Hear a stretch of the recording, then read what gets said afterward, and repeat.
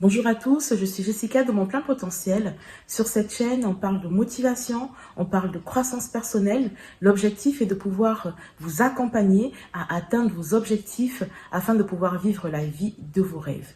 Aujourd'hui, nous allons parler d'une thématique importante. Il s'agit de croire en son potentiel. Nous allons l'évoquer en 10 points. Avant d'aller plus loin, je vous demande de pouvoir vous abonner. Cela vous permettra de pouvoir être à jour sur nos différentes vidéos. Sachez que toutes les semaines, nous publions des vidéos inspirantes afin de pouvoir vous accompagner et vous encourager.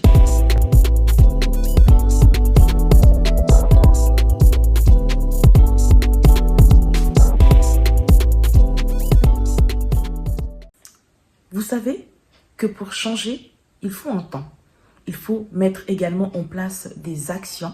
Et la première action, afin de pouvoir changer, évoluer, être dans un environnement de croissance, c'est de faire un état des lieux de son environnement pour atteindre son plein potentiel. Vous devez vous poser et faire un état des lieux qui soit réaliste et qui vous permet de répondre aux questions suivantes. Dans quel environnement je suis actuellement ? Est-ce que je suis plutôt dans un environnement qui me permet de grandir ou est-ce que je suis dans un environnement dans lequel je stagne depuis plusieurs années? Il faut pouvoir être honnête et répondre à ces questions afin de pouvoir vous permettre de faire un état des lieux qui soit efficace. Le deuxième point, c'est que vous devez être dans un environnement qui soit propice à la croissance. Dans un environnement où vous êtes toujours le premier de la classe, cela signifie que vous n'êtes pas dans un environnement qui vous challenge, dans un environnement qui vous permet de grandir. Alors, si vous êtes dans ce type d'environnement où ça fait des années ou des mois que vous êtes toujours la tête, que vous n'avez pas de personnes qui vous challenge, que vous n'avez pas de personnes qui puissent vous remettre en question, qui puissent vous mobiliser et vous faire travailler pour pouvoir vous améliorer, augmenter vos acquis, vous devez vous questionner sur cet environnement et mettre en place des choses afin de pouvoir changer. Vous savez, quand j'étais toute petite, j'étais souvent première de la classe. Et quand je venais dire à mon père que j'étais première de la classe, il me félicitait, mais il me disait souvent « tu dois encore faire mieux ». Et je me disais « comment faire mieux alors que là, je suis déjà en première position ?» Avec le recul, ce que je comprends maintenant, c'est que ce qu'il voulait dire, c'est que c'est très bien, mais tu dois pouvoir te dépasser. Tu dois pouvoir aller au-delà de tes limites. Donc, si vous êtes dans ce cas, si vous êtes étudiant et que vous êtes premier de votre classe, premier de votre groupe de référence, ne vous reposez pas sur vos lauriers. Il y a toujours des choses à apprendre. Vous devez vous mobiliser et faire en sorte de pouvoir approfondir vos connaissances. Vous devez pouvoir migrer vers un groupe de référence qui soit plus fort que vous et qui vous permet de pouvoir avancer. Le troisième point, c'est qu'un environnement de croissance est un environnement sur lequel les autres ont toujours une avance sur nous. Alors, vous devez trouver un environnement dans lequel des personnes ont toujours une longueur d'avance sur vous. Cela vous permettra de pouvoir rester dans une attitude de constant apprentissage. Vous allez pouvoir apprendre et ainsi vous déployer. Le quatrième point, c'est que les changements dépendent de votre attitude. Les changements dépendent en grande partie de vous. Si vous ne pouvez pas changer une chose, vous devez l'accepter et vivre avec. Aujourd'hui, il y a certaines choses qu'on ne peut pas changer. Dieu a fait de chacun de nous des créatures merveilleuses. Si vous êtes une personne plutôt grande, vous ne pouvez pas changer votre taille. Vous devez vivre avec. Si vous êtes une personne plutôt petite, vous ne pouvez pas changer également votre taille. Vous devez vivre avec. Si vous ne pouvez pas changer certaines choses, vous devez vous en accommoder et vivre avec et ne pas faire en sorte que ces choses soient des points bloquants de votre vie. Comme j'ai dit, sachez que Dieu a fait de nous des créatures merveilleuses. Dieu te voit, Dieu me voit comme une créature merveilleuse. Il nous demande de pouvoir l'accepter, de vivre avec et de pouvoir avancer. Le 5e point, c'est de changer vos attitudes par rapport à vos problèmes. Vous devez penser solution. Quand vous avez un problème, quand vous êtes face à une difficulté, vous devez penser solution et non problème. Pourquoi on doit penser solution? Quand on pense solution, votre cerveau va travailler et va vous proposer une solution. Et vous verrez que des solutions peuvent venir même des personnes extérieures. Il faut savoir que l'être humain est fait d'énergie, est fait d'ondes. Vous allez dégager une énergie qui va faire en sorte que la solution va venir à vous. Alors, changez votre attitude face à vos problèmes. Pensez plutôt solution et ne pensez pas problème. Et vous allez voir que vous allez attirer également la solution à vous. Le 6e point, c'est que vous devez évaluer votre environnement et vous devez savoir qu'est-ce qui vous pousse à changer. Ne faites pas des changements sur lesquels vous n'avez pas pris le temps de pouvoir vous poser. Il faut vous poser les bonnes questions. Qu'est-ce qui me pousse à changer? On ne fait pas de changements dans le vent. On fait des changements qui soient structurés et qui soient adaptés à ses besoins et également à ses objectifs. Vous devez prendre le temps de vous poser certaines questions. Je vais vous donner un exemple de questions que vous pouvez vous poser afin de pouvoir commencer votre changement. Voici l'exemple de questions. Vous pouvez vous poser les questions suivantes. Quels sont les livres qui me stimulent?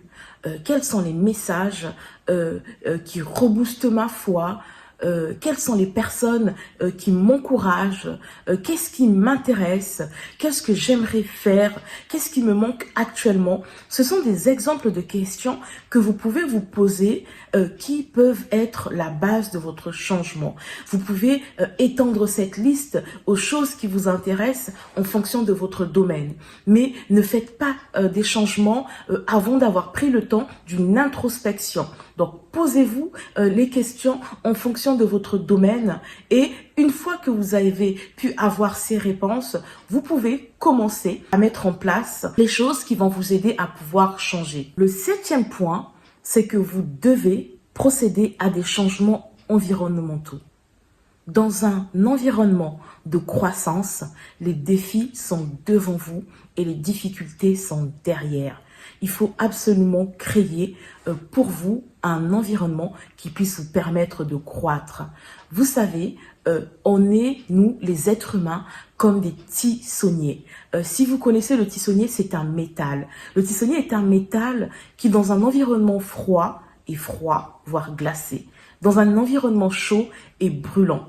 Alors, si vous êtes également dans un environnement de croissance, vous allez croître, vous allez évoluer, vous allez avancer. Si vous êtes dans un environnement froid, vous allez être lent et votre croissance ne va pas décoller. Donc, c'est important de pouvoir travailler sur son environnement et de pouvoir s'associer avec des personnes, avec un groupe de référence. Un groupe de référence, c'est peut-être des amis, ça peut être votre famille, ça peut être votre conjoint, mais des personnes avec lesquelles vous passez beaucoup de temps et des personnes en qui vous avez confiance. Il faut également savoir que nous sommes la somme des personnes avec lesquelles nous sommes le plus souvent. Vous allez ressembler aux personnes avec qui vous vous assemblez. C'est pour ça que le dicton qui dit « qui se ressemble s'assemble » n'est pas faux. Vous allez être la somme des personnes que vous côtoyez régulièrement. Alors faites le point sur les personnes que vous fréquentez et posez-vous les questions suivantes. Qui sont ces personnes? Qu'est-ce qu'elles aiment? Que font-elles? Et quand vous vous voyez avec vos groupes d'amis, vous devez analyser à chaque fois ce que vous faites avec ce groupe d'amis. Qu'est-ce qu'il en ressort? N'hésitez pas à faire des points sur votre vie. Un exemple, ça fait 5 ans que je connais Estelle, un prénom d'emprunt, que nous sommes constamment ensemble. Qu'est-ce que je fais avec Estelle? De quoi parlons-nous? Il faut se poser les bonnes questions afin de pouvoir avancer. Et en fonction des réponses, n'hésitez pas à changer votre groupe de référence. Il faut savoir que votre vie ne va pas changer si vous ne mettez pas en place les choses nécessaires afin de pouvoir changer. L'auteur Jim Rohn nous dit que si vous voulez changer, il y a 2 choses. importantes que vous devez faire. Vous devez lire, effectivement. La lecture, c'est la croissance de l'esprit. Ça nous permet de pouvoir évoluer, de pouvoir apprendre de nouvelles choses. Mais également, vous devez procéder à des changements de votre environnement si vous n'êtes pas effectivement dans un environnement de croissance. Si vous faites ces deux choses, vous allez pouvoir croître, vous allez pouvoir avancer. 8e point, ce sont des choses à faire avec son groupe de référence. Avec le groupe de référence, il faut pouvoir s'encourager. Il faut encourager ses amis, encourager les personnes avec lesquelles nous sommes dans notre groupe de référence afin de pouvoir leur permettre d'avancer dans leur projet. Il faut également se poser la question suivante. Qu'est-ce que nous avons appris depuis notre dernière rencontre? Quand vous vous rencontrez, soyez une source d'inspiration les uns pour les autres. Apportez à la connaissance de chacun une plus-value. Posez-vous la question, qu'est-ce que tu as appris, qu'est-ce que nous avons appris depuis notre dernière rencontre. Il faut savoir que l'être humain est un facteur de croissance pour son père et que on grandit plus rapidement, on grandit plus facilement au contact des autres. C'est pour ça que les tout petits sont mis dans un environnement de croissance afin de pouvoir les aider à croître tant sur le plan émotionnel, tant sur le plan intellectuel que sur le plan physique. Vous savez, quand nous finissons notre cursus scolaire, que ça soit le lycée, l'université ou des formations additionnelles pour certains, nous recevons un diplôme ou une certification. Mais l'obtention de ce diplôme ou de cette certification ne signifie pas que nous devons arrêter de pouvoir croître, arrêter de pouvoir apprendre. Nous devons apprendre tout au long de notre vie. Et pour cela, c'est nous qui sommes acteurs de notre apprentissage, acteurs de notre croissance. Nous devons pouvoir déployer nos ailes, nous devons pouvoir continuer à lire, continuer à découvrir des choses, à visiter des lieux nobles, à pouvoir participer à des conférences en lien avec notre domaine afin de pouvoir apprendre de nouvelles choses et de ce fait de pouvoir croître. Le 9e point, c'est de pouvoir vivre le moment présent. Ne vous attardez pas sur le passé. Le passé, ce sont des faits. Ne vous focalisez pas sur l'avenir parce que bien souvent, on se focalise sur l'avenir et on oublie de vivre le moment présent. Vos objectifs, votre finalité, même si elle s'inscrit dans l'avenir, il faut pouvoir faire tous les jours des choses qui puissent nous rapprocher de notre objectif. Cela nous invite à donc vivre le moment présent. Vivez le moment présent. Vivez ce que vous êtes en train de faire actuellement. Faites-le bien, faites-le de manière consciencieuse parce que cela va permettre de pouvoir atteindre votre finalité. Alors, ne vous focalisez pas sur ce qui est passé parce que vous n'avez plus de possibilité d'agir sur ça. Ne vous concentrez pas uniquement sur l'avenir parce que cela va vous empêcher de vivre le moment présent, mais profitez du moment présent, vivez le moment présent et construisez votre avenir jour après jour en vivant le moment présent. Un exemple, quand vous faites votre planification à l'année, votre planification au mois, votre planification à la semaine, vous devez décliner également une planification journalière parce que c'est la planification journalière qui va vous permettre de pouvoir avancer vers votre planification hebdomadaire, vers votre planification mensuelle et ensuite vers votre planification à l'année qui va vous permettre d'atteindre votre objectif, qui va vous permettre de pouvoir aller vers votre finalité. Donc, c'est très important l'énergie que l'on met dans le moment présent, l'énergie que je mets dans ce que je suis en train de faire, parce que ce que je suis en train de faire va pouvoir m'aider, me permettre d'atteindre mon objectif. En fait, cela c'est le principe de l'effet cumulé. Ce que je fais aujourd'hui, ce que je fais demain, ce que je fais après-demain, toutes ces choses mises bout à bout vont me permettre de pouvoir atteindre ma finalité. Alors, pour ce 9e point, je vous redis encore, profitez du moment présent. Faites les choses bien. Faites ce que vous faites actuellement avec bienveillance, avec rigueur, avec soin. Peu importe le domaine dans lequel vous êtes, soyez le meilleur de votre domaine. Et pour être le meilleur de son domaine, c'est simplement de s'appliquer dans ce qu'on fait, c'est simplement d'apprendre des nouvelles choses par rapport à son domaine, d'être à l'affût des nouveautés, mais soyez appliqués et faites-le bien. Le 10e point, c'est de pouvoir avancer malgré les critiques. Quand on veut changer, quand on veut se développer, on va forcément subir des critiques. Mais il ne faut pas s'arrêter aux critiques. Il faut simplement regarder à ce que l'on souhaite, à ce que l'on veut accomplir et rester focalisé sur la vision, rester focalisé sur le but, rester focalisé sur l'objectif. Si dans votre parcours de croissance, vous perdez des amis, eh ben, ce n'est pas grave. Vous devez avancer. Pour croître, pour avancer, vous avez besoin du courage d'un soldat.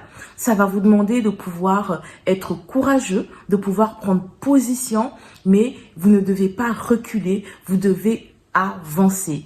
Parce que votre vie, c'est vous qui la construisez. Vous devez être acteur principal de votre vie et ne pas attendre l'approbation d'autres personnes afin de pouvoir avancer, afin de pouvoir vous aligner avec vos objectifs. Vous devez être la seule personne responsable de votre vie, responsable de vos choix, afin de pouvoir les faire de manière éclairée. Alors, pour terminer, je veux simplement vous encourager à pouvoir rester fidèle, à pouvoir rester focalisé sur vos objectifs. Nous avons vu ensemble les 10 points afin de pouvoir croître son potentiel. N'hésitez pas à vous abonner sur notre chaîne parce que chaque semaine, nous partageons des vidéos inspirantes afin de pouvoir avancer. L'objectif, c'est de vous aider à pouvoir atteindre la vie de vos rêves. Et comme je vous l'ai dit au cours de cette vidéo, il est important de pouvoir nourrir son esprit.